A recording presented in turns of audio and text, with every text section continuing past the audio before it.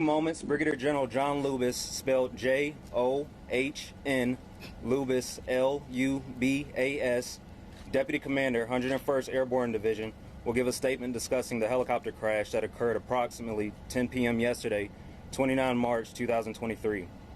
Following Brigadier General Lubis' statement, Governor Beshear will provide remarks. Immediately following Governor Beshear's remarks, Brigadier General Lubis will take questions. During this press conference, names and details of the service members involved in the crash will not be released until next of kin have been notified. Details regarding the crash will not be discussed until a full investigation has been completed. During the question and answer period, if you have a question, please raise your hand. When called on, state your name and media outlet. Only one question per person. I will indicate when there is no more time for questions and conclude the press conference. Brigadier General Lewis.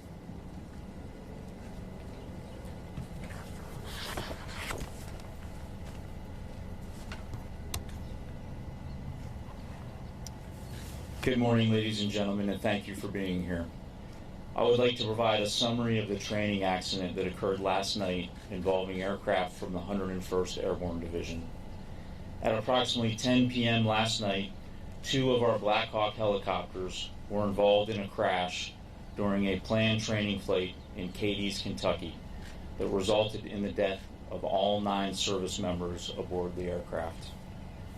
On behalf of Major General McGee and Command Sergeant Major Knapp, who are currently deployed to Southeast Europe, I would like to express our deepest sympathies to the families of our fallen soldiers. We are currently in the process of notifying their families. Until these notifications are complete, we are unable to provide specific details about our soldiers. We appreciate your patience and respect of the process, and we will provide additional details once all family members are notified. I would like to thank the first responders from Trigg County and the Kentucky State Police for the rapid and professional response and for their continued support.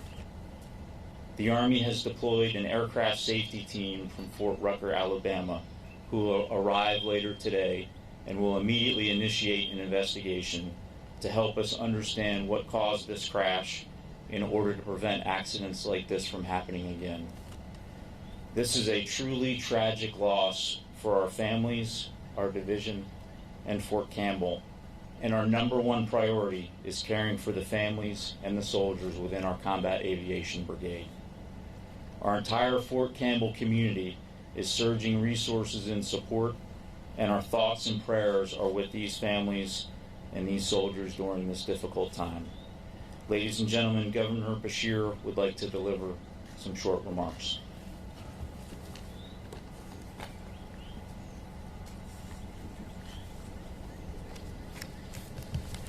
Good morning.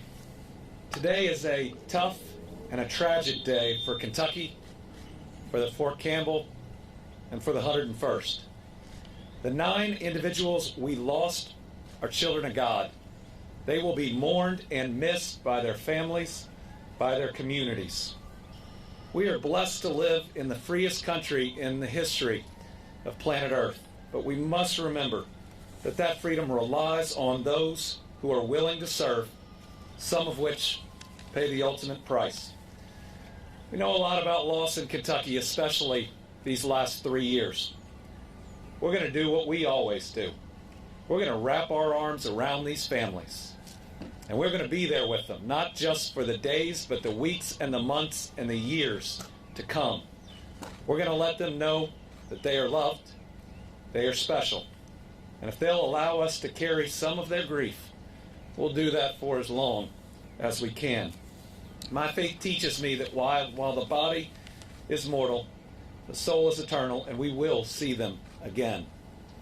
This morning I talked to Governor Bill Lee, who expressed his grief for this loss and his similar commitment to these families. There are no state lines when it comes to taking care of these families and helping them with their grief.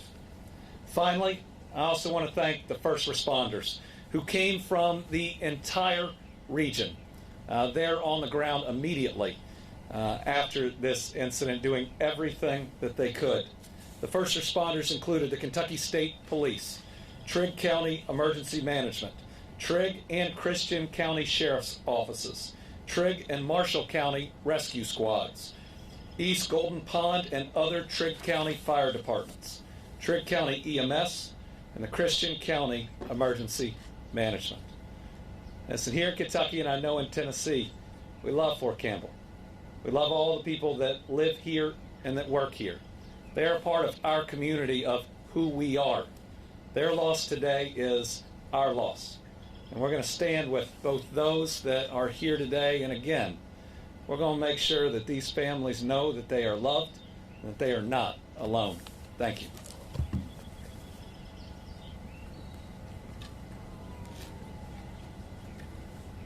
Ladies and gentlemen, I'm prepared to answer your questions. Yes, ma'am. Big House Note page 2. What did this training entail? What kind of training?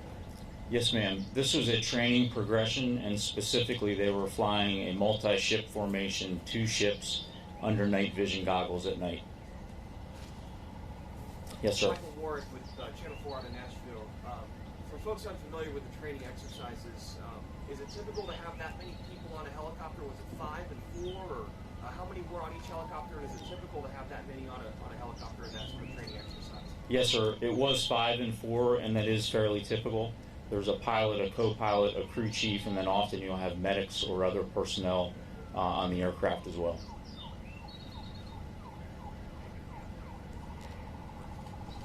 Yes, ma'am. Hi, Jacqueline with ABC News. Do you have any, or can you shed some insight onto the conditions perhaps leading up to the crash? Or do you have any insight into what caused this crash? We have a safety team coming from Fort Rucker, Alabama, who specialize in aircraft safety and specifically these investigations. We hope to have them on the ground sometime later today, and they're bringing a very diverse and talented team that will look at every possible contributing factor. And I think in a short time we will have a much better understanding of what may have contributed to this accident. Yes, ma'am. Were all of the personnel on these helicopters based here in Fort Campbell, or was it from other installations? Yes, ma'am. Thank you. They were all based at Fort Campbell in the 101st Airborne Division. Yes, ma'am. Hi, this is Kyle Peoples with CBS National News. Wanted to know a little bit more about the helicopters that were in play here. Can you just give us a little bit of background on what they are for and what they do? Yes, ma'am. They were a variant of the Black Hawk. These specific aircraft were medical evacuation aircraft. However, we believe that they were the accident occurred when they were doing flying, not deliberate medical evacuation drills. So practice. Correct. Yes, ma'am. Yes, ma'am. Did the helicopters collide? At this point, we don't know. We're hopeful that when we get the team from Fort Rucker here and they're able to pull some of the data out of the onboard computers, that we'll have a better understanding of exactly what happened. Yes, ma'am. Was there any sort of signal at radio for help or anything like that for this happening? No, ma'am. Yes, ma'am. Could you please describe the location as to where the crash happened? Was it in any proximity to residential properties? Yes, ma'am. Despite our losses, we were lucky because they were able to land in an open field across from a residential area.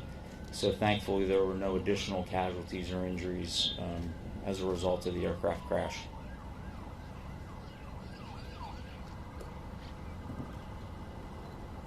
Yes, sir. Jerry with ABC out of Nashville.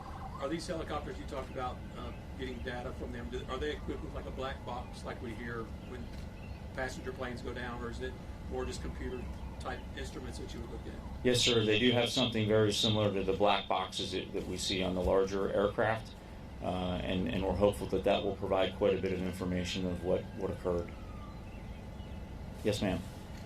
Jordan Whalen, 44 News. When do you expect to reach out to the families to release those names? Yes, ma'am. We started next of kin notification early this morning. We have some family members that are in the local area that we were able to contact fairly quickly, but we also have some family members across the United States and a few outside of the United States. So that process is ongoing. We're doing everything we can to notify families as quickly as we can, but I don't have a good estimation on when the final notifications will occur. Yes, ma'am. Sir.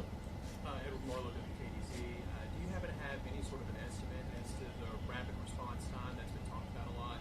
Is there an average time at which Fort Campbell and Trigg County and Christian County were able to respond? Yeah, I don't have an actual response time, but I will tell you that we know that they responded incredibly quickly and immediately established communication with our leadership here at Fort Campbell, and then jointly we were able to secure that location and get the right folks there to start helping at the site. Yes, ma'am. Were there any transports to medical facilities nearby, or all the soldiers announced? No, ma'am, there were no transports off the crash site. Yes, sir. How was the post made aware of the crash? Were they being monitored by radar? Was there radio communication, or was it people in the area that called 911?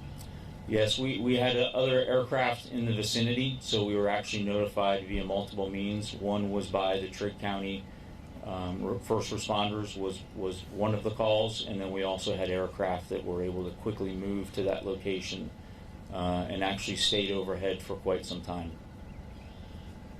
We'll take 2 more questions. Yes, ma'am. Cindy Snow with Fox 17 in Nashville. When, to your knowledge, or ever, did something like this happen here at Fort Campbell during a training exercise? That I will have to follow up with you. I'm not sure of the actual date of the last accident, especially to this extent, but I can follow up with you after this with an answer. Yes, ma'am. Going forward, how will you take extra safety precautions to ensure that this doesn't happen again? Yeah, that's a great question. Everything we do, safety is integrated into this. And for context, when we do any training, but especially aviation training, they do very, very detailed planning, very detailed rehearsals. Depending on the risk of the operation they're doing, has different levels of approval from the command. So we will always relook our safety precautions and our measures. But this was, like all of these training events, safety is a primary focus for us. Thank you. Thank you all for attending. This concludes the press conference.